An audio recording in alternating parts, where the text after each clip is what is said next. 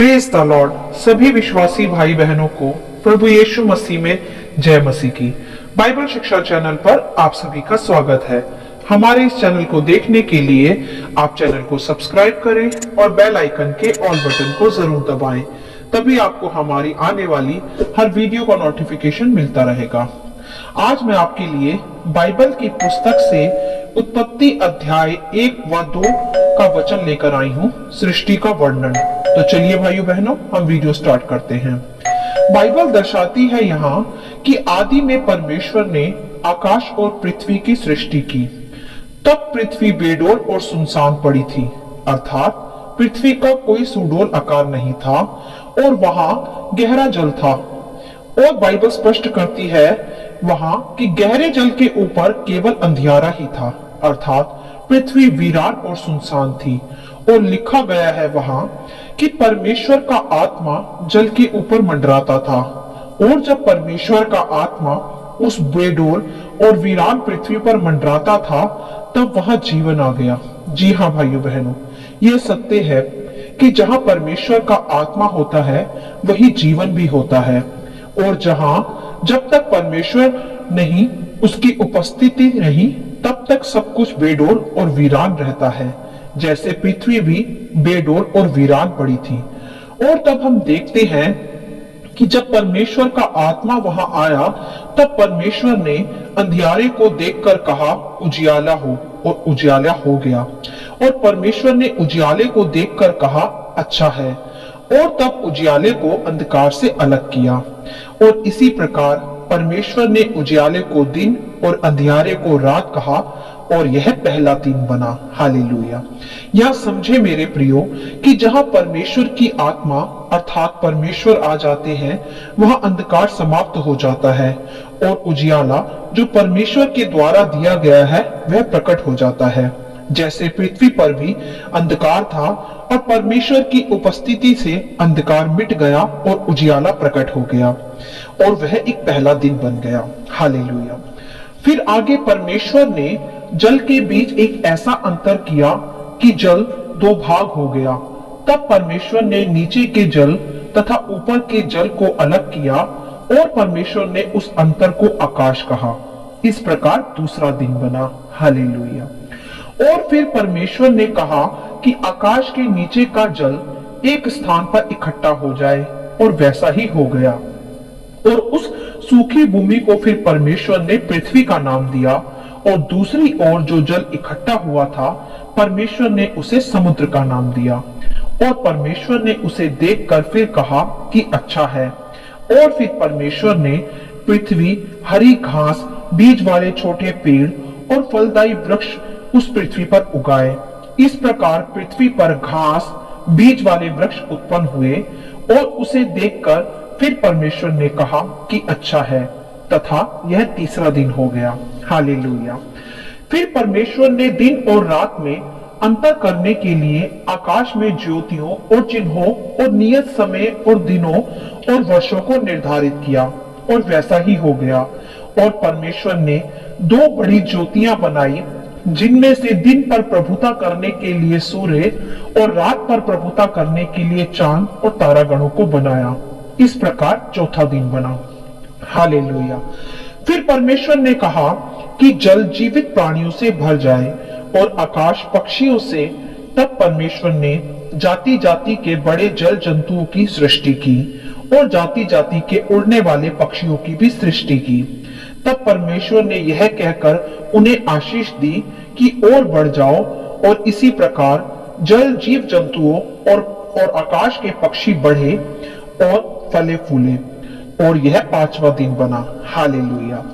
फिर परमेश्वर ने पृथ्वी पर घरेलू पशु, रेंगने वाले जीव जंतु, पृथ्वी के वन पशु बनाए।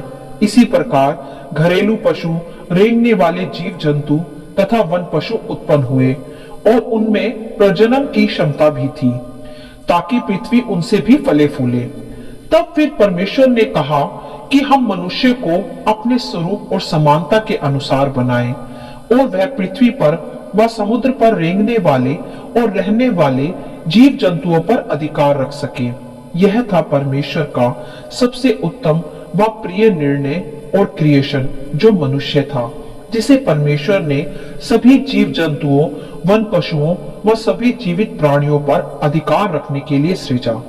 फिर परमेश्वर ने मनुष्य को रचा और उसे जीव जंतुओं का शासक बनाया, उसे अधिकार दिया। तब परमेश्वर का कार्य पूर्ण हुआ और फिर परमेश्वर ने जो कुछ बनाया उसे देखकर कहा कि वह बहुत ही अच्छा है। इस प्रकार छठवां दिन बना। इस प्रकार आकाश और पृथ्वी और उनकी सारी सेना का बनाना फिर समाप्त हुआ और परमेश्वर ने फिर अपना काम समाप्त कर सातवें दिन विश्राम किया और परमेश्वर ने सातवें दिन को आशीष दी और पवित्र ठहराया और वह विश्राम दिन कहलाया। हालेलुया।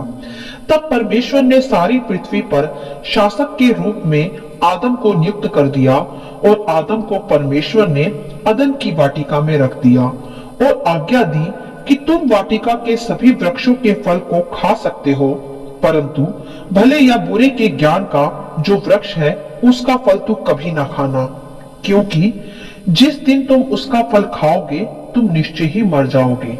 तब परमेश्वर ने आदम को अकेला ना छोड़ा और आदम की पसली से लेकर हवा अर्थात नारी को बनाया और वह आदम की सहायक बनी। हालेलुया। यहाँ हम अभी इतने ही अध्याय की चर्चा करेंगे, क्योंकि आदम और हवा के विषय आगे के अध्यायों का वर्णन हमारी एक अलग वीडियो में किया जा चुका है। उसका लिंक डिस्क्रिप्शन बॉक्स में भी दे दिया गया है और विस्तार से उसे देखने व समझने के लिए आप हमारी उस वीडियो को भी अवश्य देखें। यहाँ आज हम संक्षिप्त चर्चा ही करेंगे। चलिए आगे बढ़ते हैं। अभी यहाँ हमने देखा कि पृथ्वी बेडोल व सुनसान पड़ी थी और गहरे जल के ऊपर अंधियारा था, परंतु जब परमेश्वर का आत्मा वहां आया तब उस बेडोल व सुनसान पड़ी पृथ्वी पर जीवन समा गया और उनका नाम पृथ्वी, आकाश, समुद्र, सूर्य, चंद्रमा और तारों के रूप में निर्धारित किया गया। मेरे प्रियो, हमें यहाँ एक बात समझनी होगी कि जब हमारी परिस्थितियां भी बेडोल और वीरान और अंधियारे में होती हैं और तब यदि परमेश्वर की उपस्थिति उनमें आ जाती है, अर्थात परमेश्वर की आत्मा वहां विराजमान हो जाती है, तो उन अंधकारमय परिस्थितियों में भी जीवन आ जाता है तथा फिर अंधकार जीवन से अलग हो जाता है और यही परमेश्वर को भाता भी है, उसे प्रसन्न करता है तथा उसे अच्छा भी लगता है, क्योंकि स्वयं ही परमेश्वर ने सृष्टि की उत्पत्ति में ही अंधकार को ज्योति से अलग करके कहा कि अच्छा है, क्योंकि यही परमेश्वर की आरंभ से ही योजना भी थी कि अंधियारा उजाले से अलग हो। तो मेरे प्रियो, हमें भी यह समझना होगा कि जब हम अंधकार में अपना जीवन जीते हैं या बेडोल उजड़ी हुई परिस्थितियों में अपना जीवन बिताते हैं, तो यह परमेश्वर की योजना का हिस्सा नहीं है। फिर वह हमारे जीवनों में आकर हमारे जीवन की बेडोल परिस्थितियों को सुंदर व सुडोल आकार देता है, उनमें जीवन का श्वास फूंकता है। तब परमेश्वर की मनुष्यों को बनाने की योजना पूरी होती है। जैसे परमेश्वर ने आदम को बनाकर भी उसमें अपना श्वास फूंका और आदम में जीवन आ गया और वह एक जीवित प्राणी बन गया। फिर आदम को परमेश्वर ने अदन की वाटिका अर्थात स्वर्ग जैसे ही स्थान पर रखा और सभी जीव जंतुओं व वन पशुओं पर अधिकार भी दिया। यही उद्देश्य था मेरे प्रियो परमेश्वर का मनुष्य को बनाने का, कि वह पृथ्वी पर अधिकार रखे और अदन की वाटिका में राज करे। परंतु यहाँ ध्यान दे भाइयों बहनों कि आदम की एक अनाज्ञाकारिता के कारण मनुष्य के अधिकार व राजपाट छिन गए और वह परमेश्वर की आज्ञा व संगति से दूर हो गया। परंतु हमें समझना होगा कि जिस प्रकार सृष्टि की उत्पत्ति के समय समस्त सृष्टि परमेश्वर के मुंह से निकले शब्दों की आज्ञा के अनुसार उसे मानते हुए सृजी गई और उसी को देखकर फिर परमेश्वर ने हर बार कहा कि अच्छा है, अर्थात परमेश्वर की आज्ञा के अनुसार चल रही सृष्टि को ही परमेश्वर ने अच्छा कहा। इसी प्रकार भाइयों बहनों, हम मनुष्य जब परमेश्वर के मुंह से निकले हुए शब्दों व वचनों के अनुसार उसकी आज्ञाओं को मानते हुए अपना जीवन जीते हैं, तो यही फिर परमेश्वर को भाता भी है और उस आज्ञाकारिता को देखकर ही फिर परमेश्वर फलने फूलने व बढ़ने की आशीष भी देता है। जैसे परमेश्वर ने जीव जंतुओं व जल प्राणियों को जब अपनी आज्ञा में चलते हुए पाया, तब उन्हें भी बढ़ने फूलने की आशीष दी। इसी प्रकार हमें सृष्टि की उत्पत्ति के समय व उसके निर्माण से सीखना चाहिए कि हम भी परमेश्वर की समानता व स्वरूप में सृजे गए हैं तथा हमें भी परमेश्वर की हमें बनाने की योजना व उसकी आज्ञाओं में जीना चाहिए।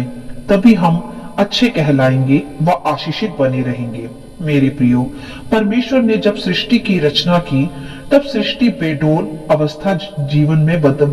अवस्था पृथ्वी की जीवन में बदल गई और उन सबसे परमेश्वर प्रसन्न हुए व उन्हें अच्छा भी कहा, क्योंकि यह सब परमेश्वर की इच्छा व योजना के आधार पर ही हुआ था। तो यह तो स्पष्ट हो जाता है कि जब मनुष्य भी परमेश्वर की योजना व इच्छा के आधार पर उसकी आज्ञाओं में अपना जीवन बिताता है, तो सर्वप्रथम तो उसकी बेडोल परिस्थितियां बदल जाती हैं और उनमें जीवन आ जाता है। और जब मनुष्य फिर परमेश्वर की योजना के आधार पर ही जीवन जीता है, तो वह परमेश्वर को भी प्रसन्न करता है तथा उसे अच्छा लगता है। और यह तो स्वाभाविक ही है मेरे प्रियो कि जो परमेश्वर को अच्छा लगता है व उसे प्रसन्न करता है, वह आशीषित भी होता है और फलवंत भी। तो आइए भाइयों बहनों, हम भी सृष्टि के अनुसार परमेश्वर की आज्ञा का पालन करें व परमेश्वर की योजना को पूरा करें और आशीषित बने रहें। जब सृष्टि अपने बनाने वाले की आज्ञा में चलती है, उसी के आधार पर नियंत्रित है, सूर्य चंद्रमा उसी के आधार पर आकाश में टिके हैं, तो हम क्यों नहीं उसकी आज्ञा को पूरा कर सकते। हम में तो परमेश्वर ने अपना श्वास भी फूका है तथा हमें सब पर अधिकारी व शासक भी ठहराया है। ऑलरेडी परमेश्वर ने मनुष्य को ऊपर ही रखा है और सबसे उत्तम क्रिएशन भी कहा है, जो उसकी समानता और स्वरूप में है। तो आइए हम जो उसकी सबसे बेस्ट क्रिएशन कहलाते हैं, हम अपने बनाए जाने के उद्देश्यों को पूरा करें, उसकी आज्ञाओं में चलें, तभी हम भी वैसे ही आशीषित बने रहेंगे जैसे उसने हमें आशीषित रहने के लिए बनाया है। परमेश्वर ने मनुष्य को सृजा है और उसे अदन की वाटिका जैसे स्थान पर रखा था, अर्थात परमेश्वर चाहता है कि हम आज भी वैसे ही स्थान में पहुंचे, अर्थात स्वर्ग, और वहां राजपदधारी कहलाएं। जैसे परमेश्वर ने आदम को अदन की वाटिका में राज करने को रखा था, परंतु उसकी एक अनाज्ञाकारिता के कारण उससे वह राजपाट छीन गया और उसकी संगति परमेश्वर से टूट गई। परंतु मेरे प्रियो, प्रभु यीशु पर विश्वास करने के कारण फिर से मनुष्य की संगति अपने पिता परमेश्वर से जुड़ गई और अनंत जीवन जो हमें परमेश्वर देना चाहता है, वह भी हमें दिया। तो हमें सदा आज्ञा पालन में बने रहना है। जो परमेश्वर को अच्छा लगे वही हमें करना है, और जो परमेश्वर को अच्छा लगता है, फिर परमेश्वर उसे देखकर हमें आशीषित भी करता है, क्योंकि मनुष्य परमेश्वर की सबसे उत्तम क्रिएशन है। समस्त पृथ्वी पर परमेश्वर यही चाहता है कि जिस प्रकार उसने सृष्टि का वर्णन यहाँ किया है, जिस प्रकार उसने सृष्टि को सृजा है और सृष्टि बेडोल अवस्था से जीवन में आ गई, उसी प्रकार हम मनुष्य भी परमेश्वर से संगति कर उसकी आत्मा को अपने जीवन में स्वीकार कर अपनी बेडोल अवस्था से, अपनी सुनसान पड़ी अवस्था से, अपनी वीरान परिस्थितियों से जीवन में आ जाएं और वहां जाएं जहां के लिए परमेश्वर ने आरंभ से ही मनुष्य की रचना की थी। तो भाइयों बहनों, आज इसे अपने हृदय को बदलें, परमेश्वर से संगति करें और अपने जीवन में अपने बुलाए जाने के उद्देश्यों को और अपने परमेश्वर के आपको सृजे जाने के उद्देश्यों को पूरा करें। हालेलुया। आशा करती हूँ इन अध्यायों का संक्षिप्त विवरण आप सभी को समझ में आया होगा। परमेश्वर आपको अपनी पवित्र आत्मा की भरपूरी से सदा भरता रहे। यदि आप चाहते हैं कि दूसरे भी इसे सुनकर आशीष पाएं, तो आप दूसरों के साथ भी इसे शेयर कर सकते हैं, क्योंकि हमारे प्रभु यीशु मसीह की यही इच्छा है। आमीन and God bless you all.